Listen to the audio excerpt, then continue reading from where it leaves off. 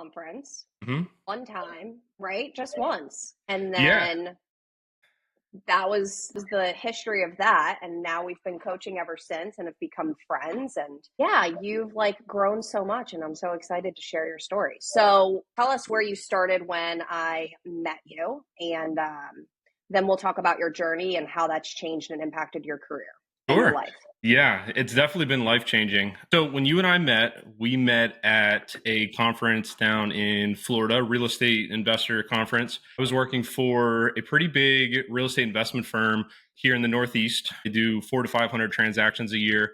And I was actually there to give a presentation, which if you recall at the time, I was crapping bricks. I was like very nervous about certainly at that time, not the world's foremost like keynote speaker, but yeah, we've got through it. I did a really good job, got great feedback on my presentation, did a 30-minute keynote on lead management and how to set up a department for success.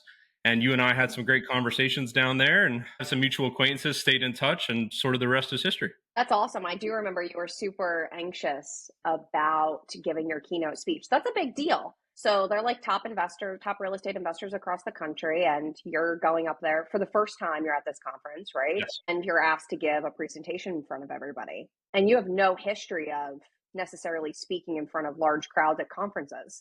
No, certainly not at a conference. Being on the leadership team at the company that I worked for, I had spoken in front of town hall groups, maybe 40 to 50 people, but this was about 120, 150 folks in the room. I was on the main stage, so it was cool. And the crazy part, if you're good with getting into a little bit of the backstory, I had a presentation created, and the night before, I met with a couple of my folks that I went down there with, people that I worked with, people that I trusted, mentors to me.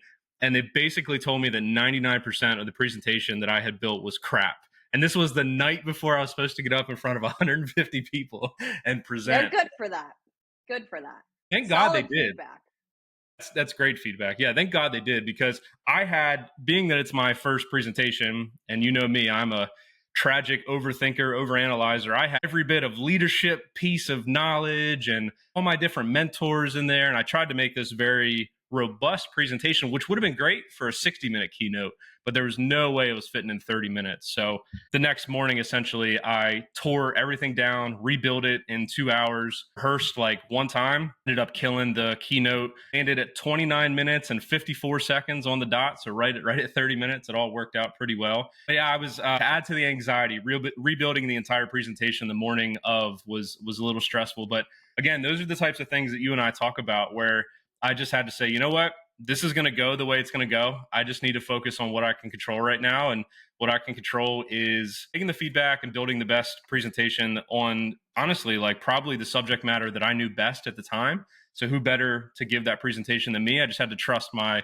skill set and sort of be okay with whatever the outcome was. And I think as soon as I detached from that and I just went into it with like that mindset of doing the best job that I could possibly do, it ended up going really well. I love that you mentioned detaching from the outcome. Something that we've been working on a lot, and I struggle with it. Me, this high C, disc profile. I want that certainty. I want to know. I want to have clarity. I want to know what's going to happen. And sometimes you just can't. Like sometimes you just can't. As a matter of fact, it's probably worse. What I'm finding after working with you, it's probably worse, because I would go through all this trouble of premeditation and contingency planning, and I'd go into every scenario with two or three different outcomes in my head, just sort of waiting to see like, okay, when's the other shoe going to drop? What's going to happen? I never was present. I never got to enjoy the moment and really focus on how I was showing up. Quite often, in this business, you need to be able to really listen and hear in order to communicate.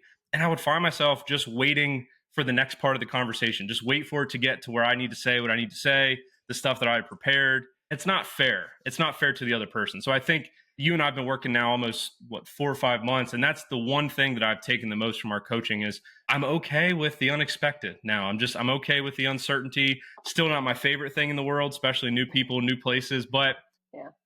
at the very least, with situations that I'm familiar with, I'm just sort of okay and trusting, my ability, and trusting it's going to be okay if I bring the right energy and show up the way that I know that I can. Ooh, energy. I love talking about energy. So I'll go back to what you said though, real quick.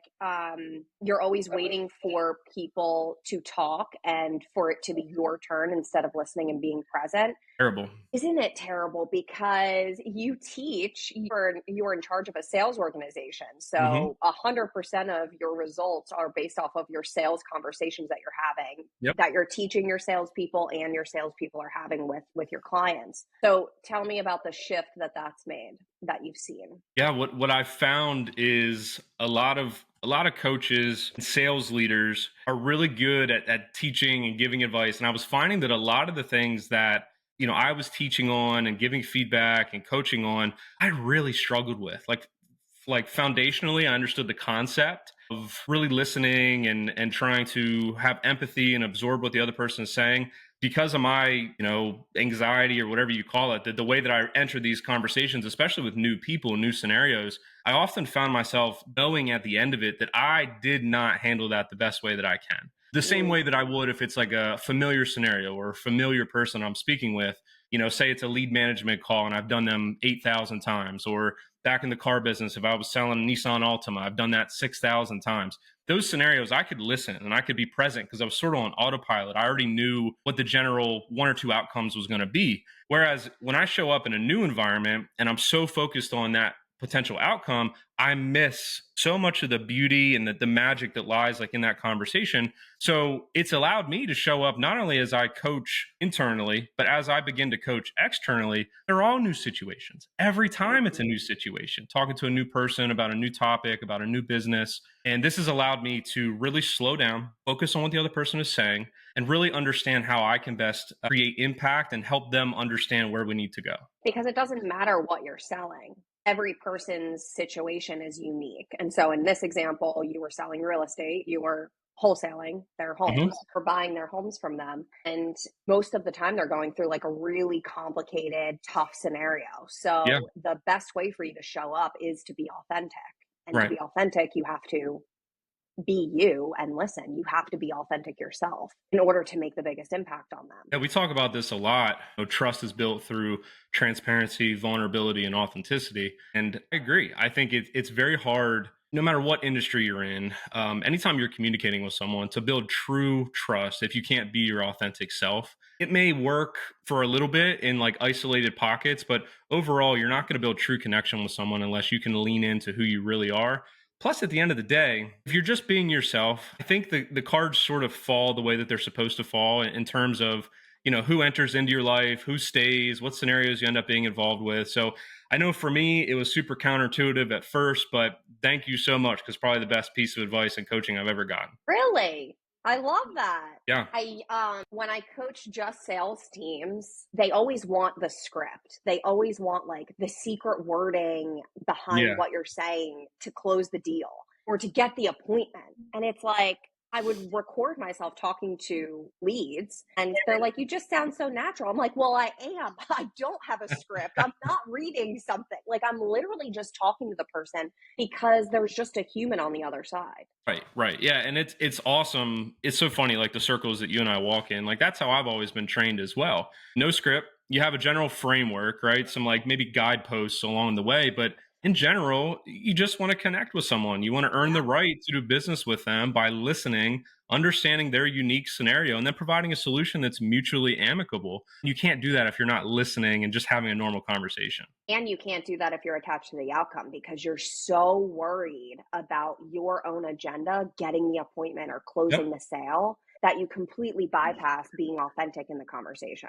Yeah, 100%. And if you really care about the person you're talking about, right? Like if you're being honestly empathetic and caring to their situation, sometimes the best outcome for them or the best scenario for them is not going to be in alignment with the best outcome for you. And I think Hmm. as salespeople, sometimes we need to detach and just understand, hey, the best way for me to build a relationship and earn the right to do business with this person in the future is to not force them to do business with me right now. And that's a really hard concept for people that are driven by KPIs and metrics and the commission check that you're trying to pay your electric bill on. Take it from me. The best way to build referral business and a large network of customers or clients is to detach from the outcome and serve a solution that best solves their unique situation. Sometimes that's just setting next steps. Like, hey, let's set a Hmm. follow up call. Sounds like you got one or two things you need to figure out. Does Tuesday or Wednesday next week work better? I really just want to follow up and see how all that turned out for you. Imagine if you really took the pressure out of a situation like that. That's there, you're going to come across as like the one in a million salesperson that's not trying to shove a deal down their throat or force them to have the acquisition agent come out to their house. And for me, while that's come natural in those conversations, where it hasn't always come natural is when I go to an investor conference in Florida, a state I've never been, in a building I've never been, talking about subject matter I've never talked about. I think those are the scenarios where me detaching from the outcome and just showing up, being present, showing up the best way that I know how, has ultimately started to bring in these opportunities into my life that otherwise probably wouldn't have showed up if I was trying to just white knuckle, manhandle my life, control every outcome. Plus, it's just been like liberating. I feel like I have less gray hairs popping in my beard now each week. Yeah, because you're not forcing the outcome. And when you do force the outcome, let's just stick to real estate real quick. Let's say the acquisition agent forces the deal with them and they sign the contract. When you force it, it's 9 times out of 10, those deals are like your biggest headache for the littlest amount of money too. Yeah, we talk a lot in my coaching about compliance versus commitment, right? Those deals where you get somebody that's compliant, they sign on the dotted line, but they feel coerced. Those are the deals that are going to fall apart near the end. We were very lucky in the organization that I previously worked at to have a fallout rate like sub 20%. Those are the deals that fall. Like if you ever want to know which deals push and fall off at the end of the month and it costs you your goal and your bonus and all that, it's those deals. It's the people that you really had to twist and coerce into it. Whereas if you would have maybe slow played it and come up with a solution that worked, maybe it closes in October instead of September, but typically it's going to be on better terms and the client's going to be much more committed instead of compliant moving forward and getting to the closing table. I like that analogy. We use I refer to it as high cost client or high cost scenario. Like you're wasting all of your time and energy forcing this one deal for, let's say, $10, but it's taking you 7 months. Well, when you break it down, they're actually your highest cost. Yeah, you're making Time, $9 an energy. hour. Yeah, exactly. Oh, that's great. I love that. So we talk in our coaching a lot about the deeper work and what do you think? Right, we already understand KPIs and what we're supposed to measure to get us to our goal in business. You and I specifically coach and talk more about the deeper work and how do we get you as a leader to show up different with different higher energy to make a bigger impact the easiest way possible. Yeah, yeah. So for How have you me, seen that show up? it's been the biggest change that I've ever made in terms of like value for time, I would say. You can see behind me, like I've read hundreds, maybe thousands at this point of self-development, coaching, leadership, sales books. I brought to our coaching operational prowess, sales acumen. You didn't have to teach me how to close a client or how to build an apartment or how to write systems. What I needed help with was what's between my ears, man. Like my brain gets the best of me. And we talked a lot about this. I feel like I've been in many situations in life where I was this close. I was this close to getting where I wanted to be or reaching like some higher potential. And for some reason it's stalled out. And as a younger me, blamed everybody else. It was the management, the store wasn't set up for success, it was the market, so on and so forth. Well, over time, I'm 32 now, you just start to realize, shit, it might be me. Like, it might be me. I'm the problem. It's me, right? And I think just thinking in terms of the common denominator, it was me. And I think what was holding me back was my mindset. I very much have a lot of trauma. I have the same patterns that occur over and over again as we've talked through, these cycles that show up from my childhood. And working with you, it's really helped me unpack a lot of that and understand, first of all, a general awareness of when the patterns start showing up, putting some tools in the toolbox to address it, and then having really good support system that allows me to work through it. We talk all the time about how I babble. On these calls, I just sort of talk and work through it. It's very cathartic for me to get it off my chest, hear myself say it, get feedback from you, and then go and journal in that conversation, typically with some form of homework that you give me. And it's allowed me to understand, man, the reason that I take on these projects that are so stressful that ultimately fail is because I have this high need for external validation, because I don't have enough self-worth and I'm not able to have confidence in the work that I'm doing, that I love doing. So I take on this work that I don't love doing to get a pat on the back and an attaboy. When in reality, over time, the snowball effect is it creates a human that is fundamentally unhappy. I show up worse at home. I show up worse at work. And we often talk about, as a leader, we love pouring into people, right?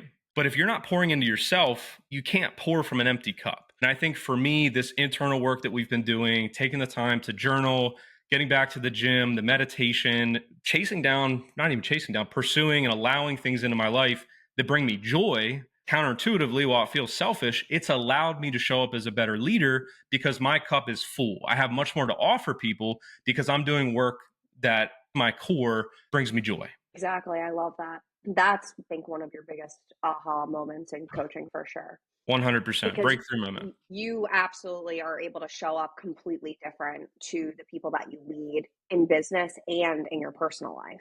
Yeah.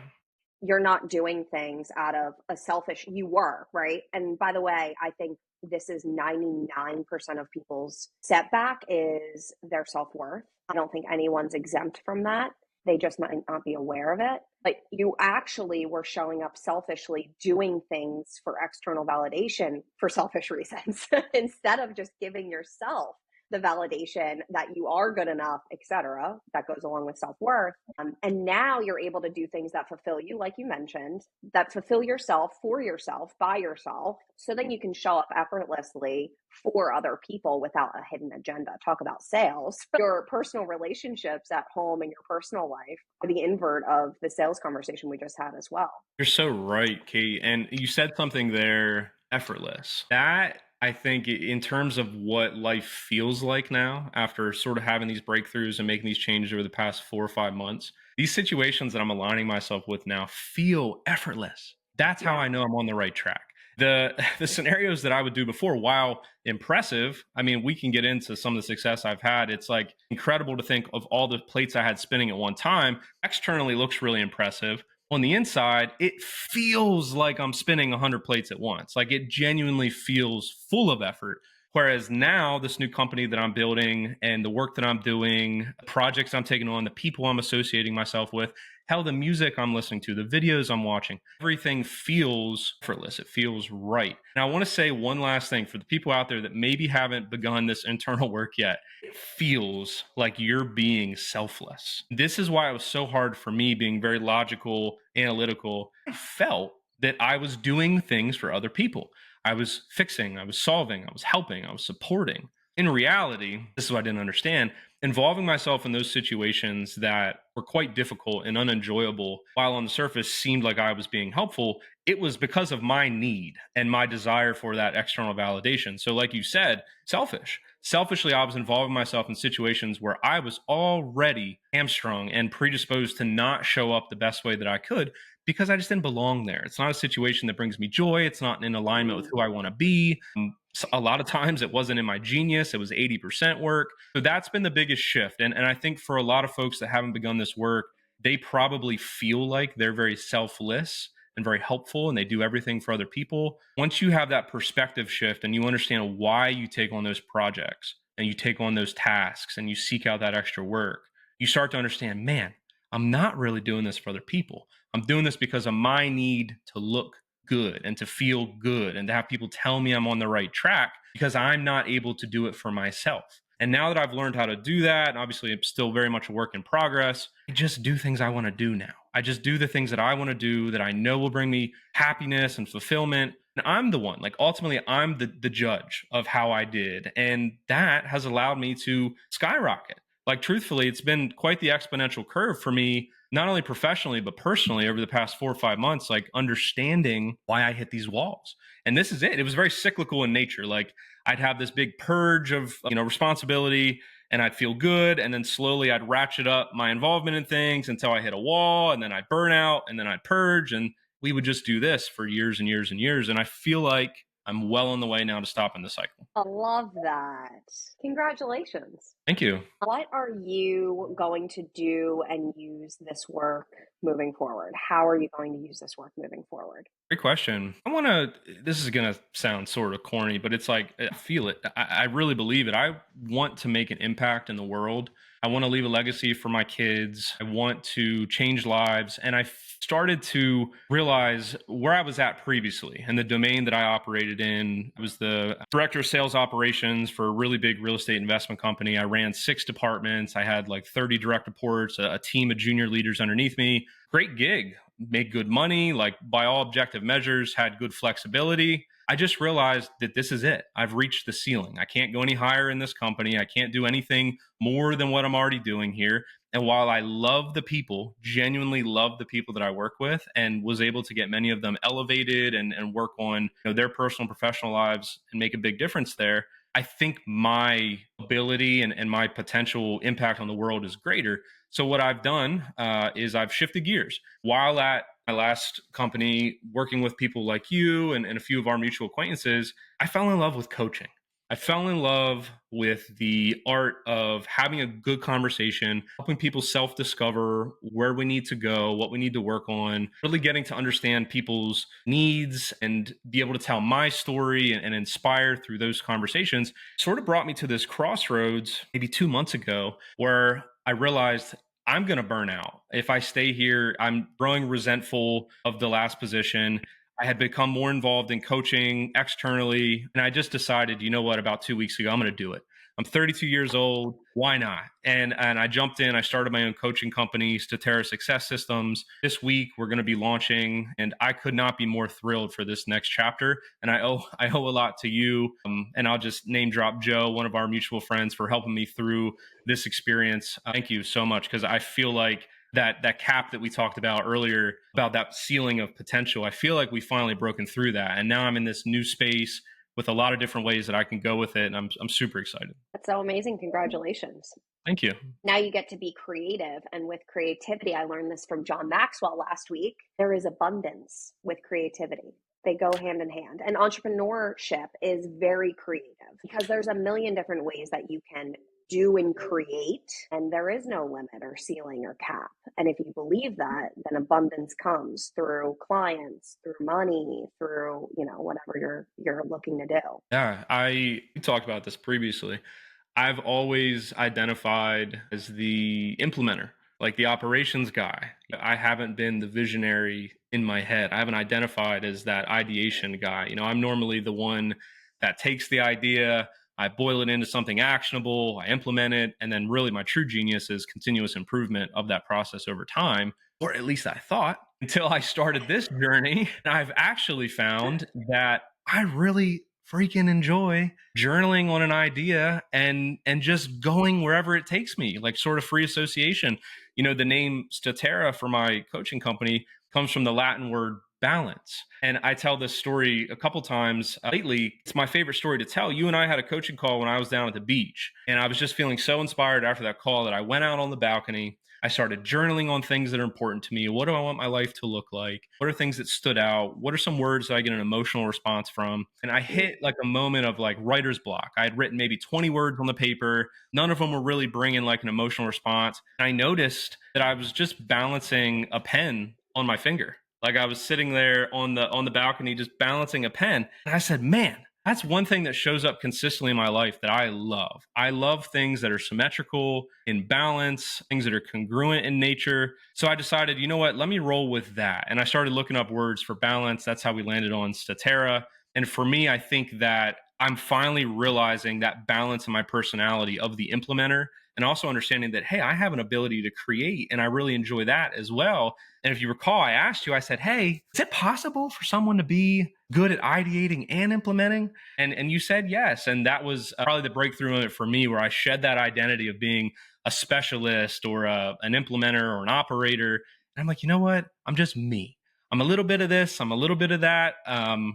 And you're exactly right. This entrepreneurial adventure has allowed me to be creative and create core values and a mission statement and a purpose and logos and colors and product offerings. And it's effortless. Again, I found one of those situations where I'll text you at 10:30 p.m. and I'm building my damn website and I'm asking you what you think of this and that. And it's because I didn't even realize what time it was. It's just something that brings me joy and feels effortless. So totally agree. Like I'm starting to see that.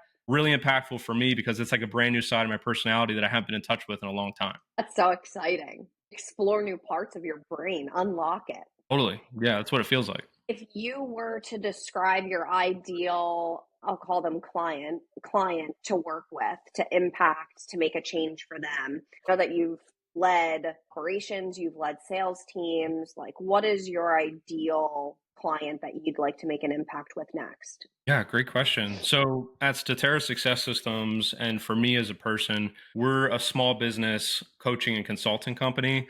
I would love to do one on one coaching and take people through frameworks to help them identify what area of their business is vulnerable and maybe needs addressed, help to create a roadmap, help them figure out where to start, and then check in weekly to hold a high level of accountability, both for myself and for them, that we're staying on the right path.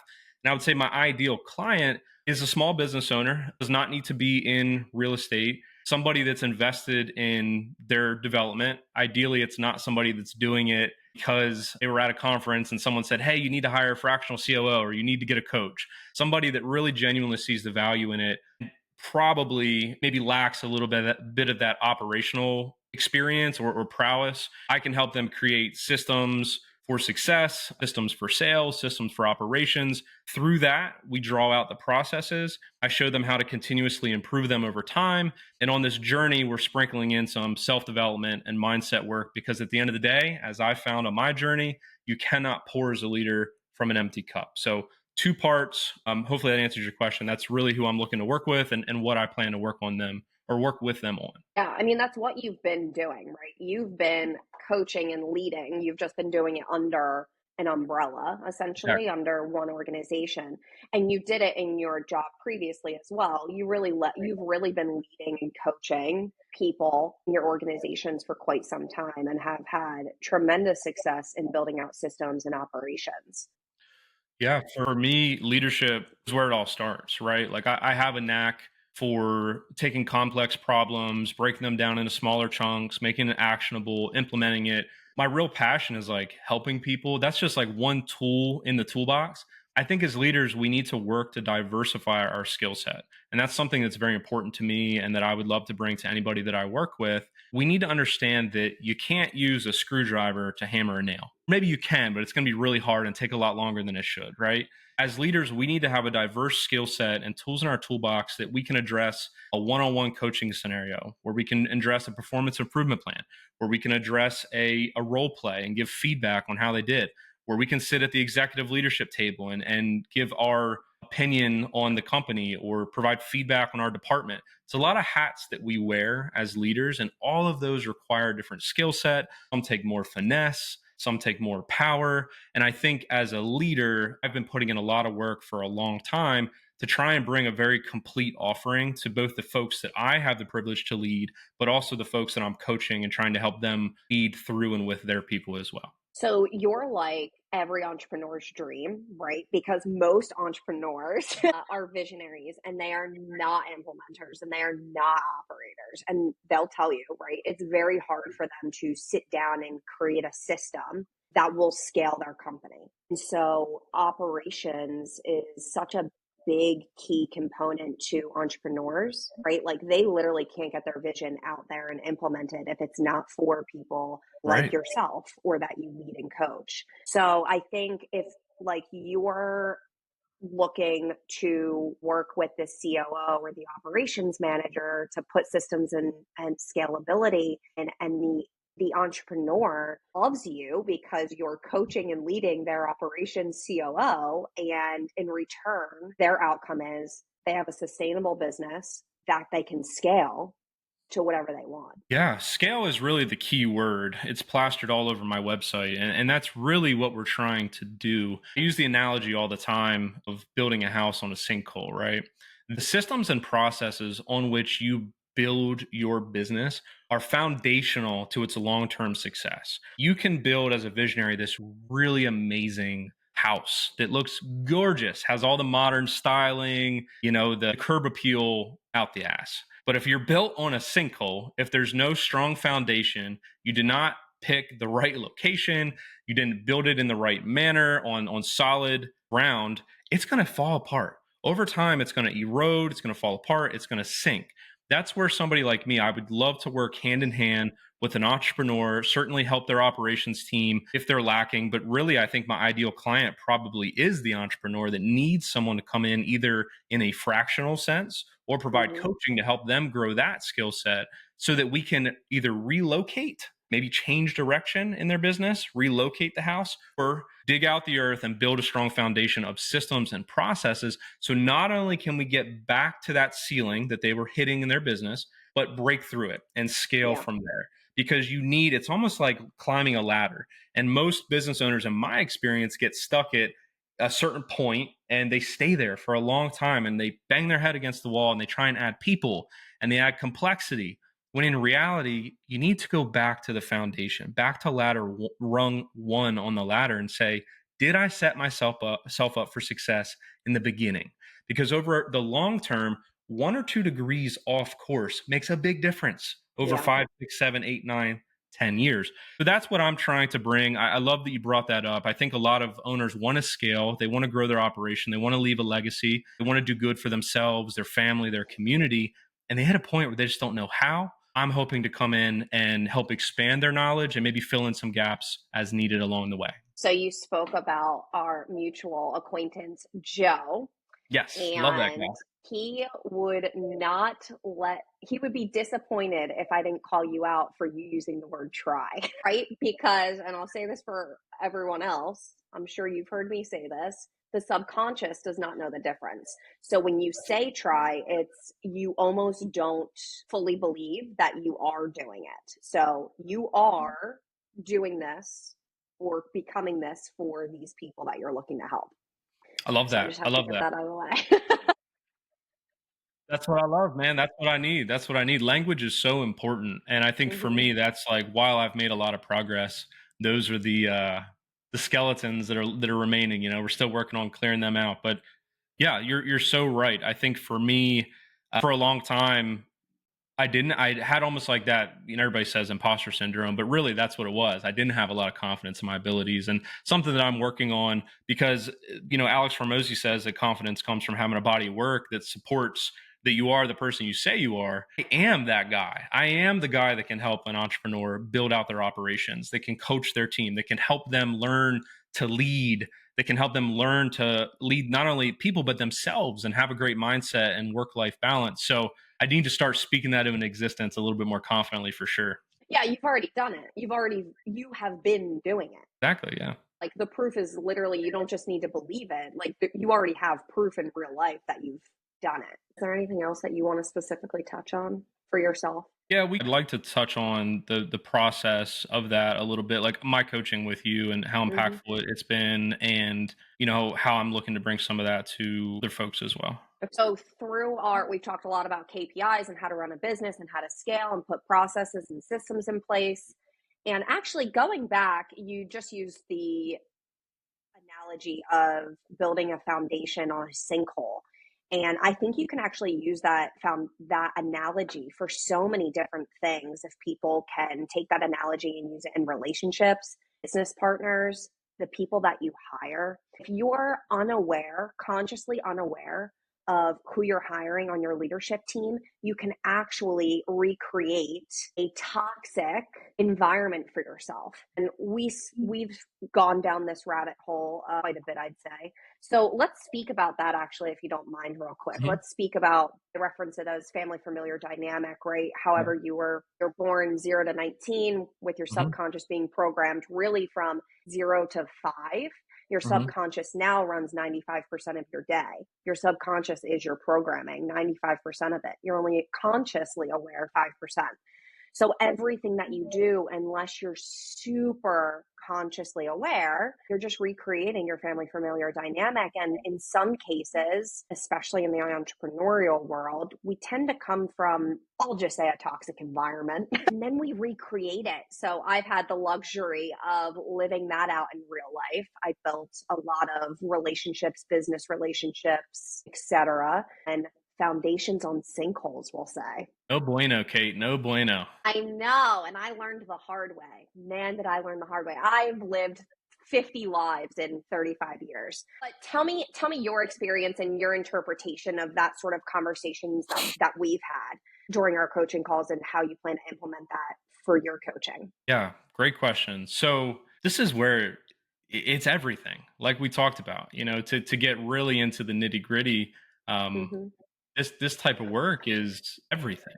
You can do nothing else. You want to talk about the ultimate foundation, like building a sense of self and self-worth and having the ability to self-validate allows you to build a life that you probably can't currently imagine. I know I certainly couldn't 4 or 5 months ago when we started down this path.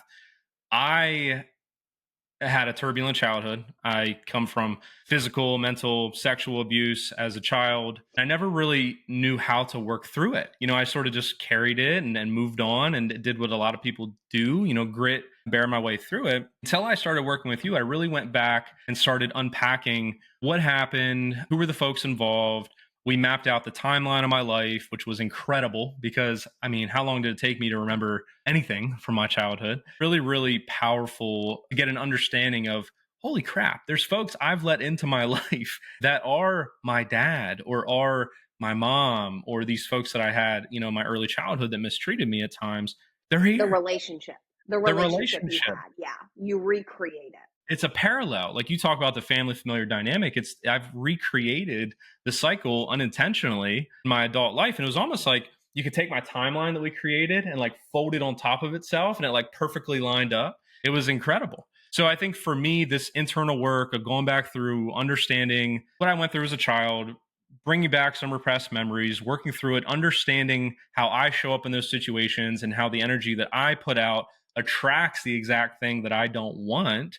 And over time, going through the journaling sessions, going through the coaching calls, having an awareness of it, I've been able to start to course correct, set boundaries with people that I previously struggled with, only allow energy into my life that I want and repel anything that is not in alignment with who I want to be. And ultimately, I'm already seeing the results here. This coaching company is the manifestation of that. It's me Mm. hunting down a dream, only allowing things into my life that bring me joy, aligning myself with the people that truly support me and allow me to operate and maneuver the way that I want to maneuver. And most importantly, I'm doing it because I love it. It makes me happy. So for me, that's where I've taken that work. I've manifested into this new adventure. And I would love to help, entrepreneurs, business owners, COOs do the exact same thing for themselves. Maybe go back through and understand, how did we arrive here? Because I think you can only really control the present, right? But how we show up in the present will impact the future, and understanding what happened in the past will inform how we show up in the present. So it's really important to work backwards Mm. before we can work forwards and make sure that we just control what we can control in the present. I think if we have that approach to everything, but specifically understanding how we got to the point that we are at currently, it will allow us to show up better in the present and create ultimately the future that we want. I love that. Dr. Joe Dispenza speaks often about energy, and he says you don't change your life until you change your energy.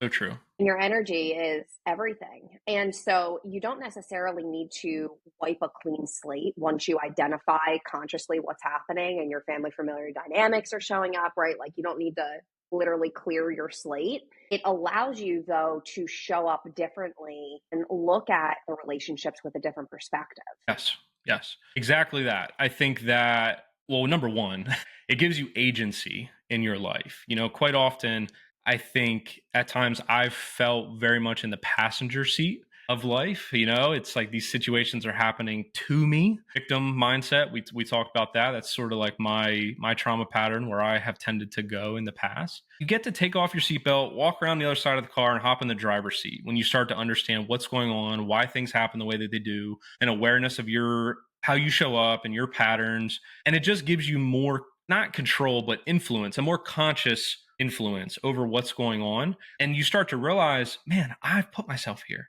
This wasn't happening to me. I was doing this subconsciously. I was creating these situations for myself. So, yes, 100% agree. I think that the energy you put out there is what you get back in return. And for me, that seemed very mystical and out there at first until I started seeing it. All these scenarios that I'm involved with now, a lot of momentum currently, they came from me making that pivot a few months ago and really just focusing on, how am I showing up? Am I doing things that are in alignment with who I am and who I want to be? And through those efforts, magically, it seemed, turns out it's not so magic, these things show up in my life. And here we are, right? And it's up to you at the end of the day to capitalize on them, but you can truly manifest the things that Anything.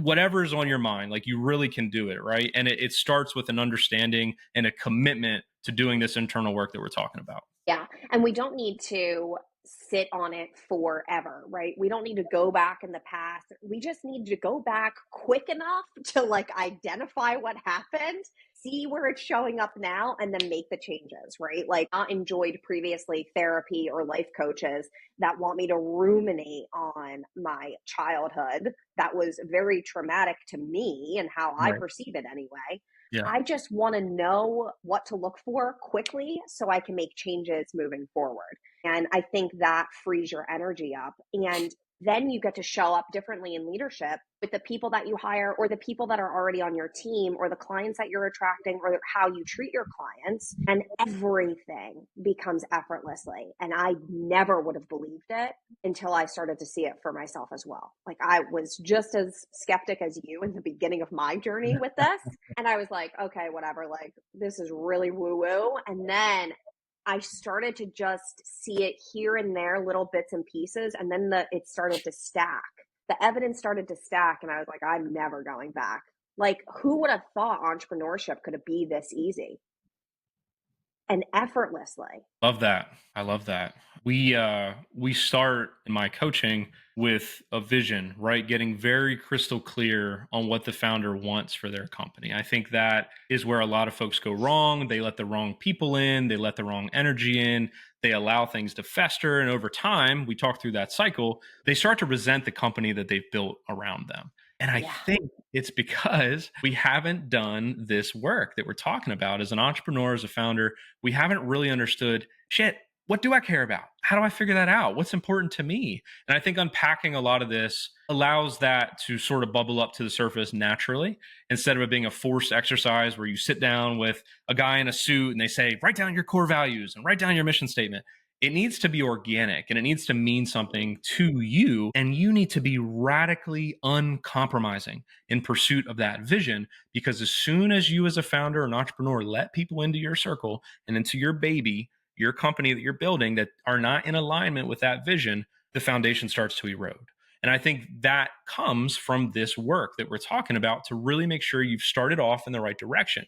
And if you're going to press pause right now and you're going to start doing this work, you don't need to tear it all down like Kate mentioned. We just need to start with an awareness and go back and do some pointing on the foundation and some brickwork and just strengthen it, right? So that we can amend and make some of these changes that we need to make, get people around us that are in alignment with our vision, who we want to be, and move forward from there. And then, Kyle, when people want to double or triple or 10x their business, they don't need to wonder how it's going to happen and what work they need to do, because they will have cleared their energy so much. The clarity that comes from this is undeniable. And that is why everything is so easy and effortlessly.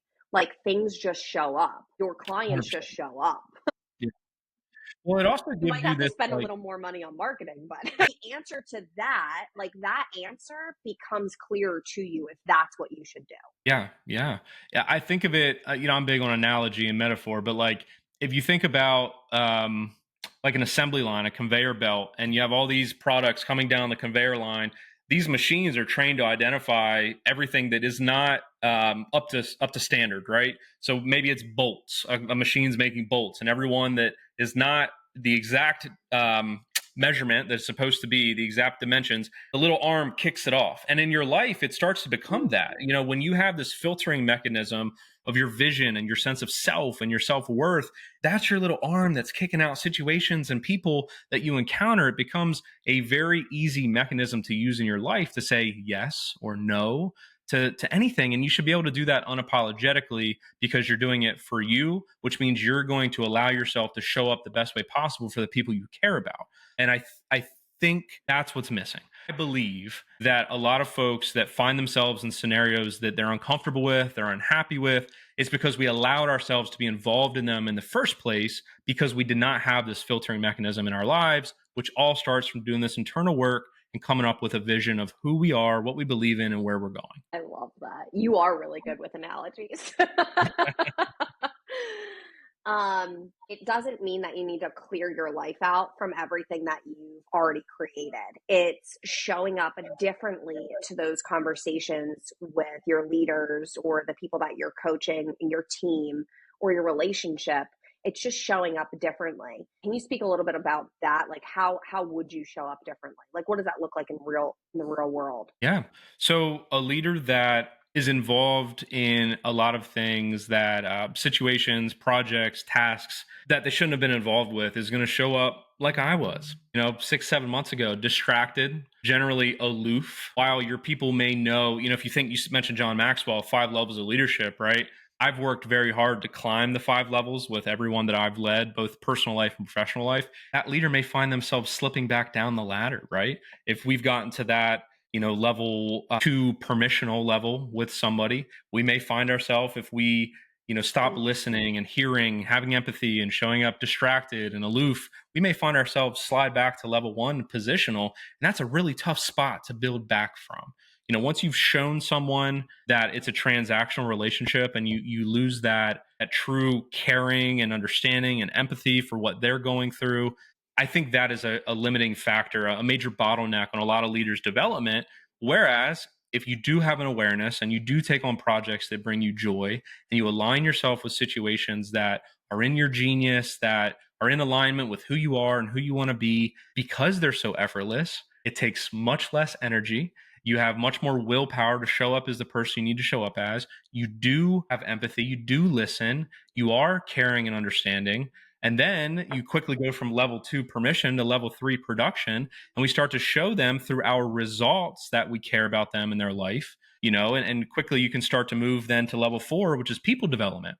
And we can help them for themselves do this work and get a bearing on where they want to go and help them hunt down that career and maybe promote them or elevate them over time. So really it's the difference between moving up the ladder or moving down the ladder, which could be extremely impactful to your career. I love that. And I think if we go back to your first analogy, maybe that you mentioned on this call, showing up authentically to sales calls and detaching from the outcome, I think through coaching, we could do that same thing, right? The destination is your company will scale and you will make more money. Okay. Yes. The journey though is developing the people that are going to get you there. 100%, 100%. Like, we can do nothing without good folks around us. Part of my genius is being able to delegate and lead through other people. It's really the key to scale. It's understanding what's my 20%, what should I be spending my time on as a founder, as an entrepreneur, what brings the most value, what's the highest return on my investment of time, energy, and then how do I delegate everything else? And those folks that we delegate to, they need to understand the vision, the commander's intent, to use a Jocko term there. And we need to make sure that we hold them accountable over time to that vision. Well, how do we do that? By setting really clear expectations, by having a really sound leadership style and a meeting cadence, by following through and tracking lag measures through our KPIs and our scoreboards, and making sure that when things do fall apart, we have SOPs and systems built to address them. That's how we scale and have success over time that breaks through these revenue ceilings that everyone is going to hit, by having the right people on our team. And to use probably my most famous saying, by focusing on the process and not the results. And if anyone listening to this takes one thing away from the call today to sum up everything we've talked about, you cannot get lost in the results. When you do, if that is your sole focus, your process suffers because your focus is not there. It tends to crumble and erode over time. And what happens when your process suffers? Well, you end up getting the results that you don't want. So it's better to place all of your attention on the process, make sure that we're controlling the controllables, showing up the way that we need to show up, doing the internal work, tracking the lead measures, making sure that we handle business on the front end. Results come as a byproduct of a really sound process, right? And then you get to live the life that you want to live and scale your business as a result. So I'll say one last thing on this as well. People are so obsessed with the results because like they want the car, they want the fancy house, they want the luxury watch, et cetera, et cetera. It's not the things, it's not the tangible things that they want as the end result. It's the feeling, the energy that they actually want. And if you can envision and embody, we've actually done this exercise, you and I, embody that energy that you want at the end result, you can have that now. Yes. You can train your body to have that now. And then everything starts to become easier because you're not chasing, you're not really chasing the car in the house. You're chasing the feeling that you think it's going to give you. You think it's going to bring you calmness, security, etc. But you can have all of that now. You do have all of that now. You're just unaware of it. Love that. I love that. It's one of the first things you said to me in our coaching. Yeah. So a lot of people hear me say process of results and they're like, well, Kyle, you need the results to like get the revenue. And it's like, well, yeah, that's where we do the work in the beginning on what do we want? What's that outcome that we're looking for? What's the vision? What do we want it to feel like, to smell like, to sound like when we show up at work? And how do we want our lifestyle to be? What kind of father do we want to be? Husband, brother, son, insert your scenario here. Once we decide on that vision and we commit to being radically uncompromising, everything else needs to be in service of it. And we can let go of that. We can detach from the outcome. We've now established that's what we want. We're no longer putting our intention and our focus there. We are 100% committing to showing up the best way that we can, personally and professionally, developing those around us, filling our cup so that we have more to offer. And ultimately, you're going to end up getting those results on a much shorter timeline than what you ever thought was imaginable previously. Kyle, I love it. I'm so excited to see where your journey is. Yeah, totally, man. You've been such a big part of it. Thank you for everything. I think that the next couple months are going to be amazing and certainly owe a lot to you and folks like Joe and other mentors I've had along the way. Anybody that's listening to this and your interest is piqued, please feel free to reach out. Kate and myself would both love to help you. This is something that would benefit anyone doing this internal work and finding a coach to help them figure out who they really are, unpack some things they've been through, and then potentially working with an operations guy like myself to help you implement now that you've had that clear vision in your business and scale your operation so that you can get there. I'm so excited. You just want to continue this and spread it to everybody?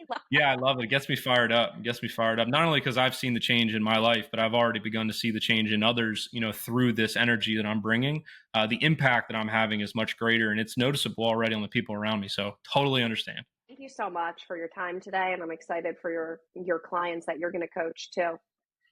Thanks, Kate. Thanks for having me. I appreciate it. All right. Chat you later.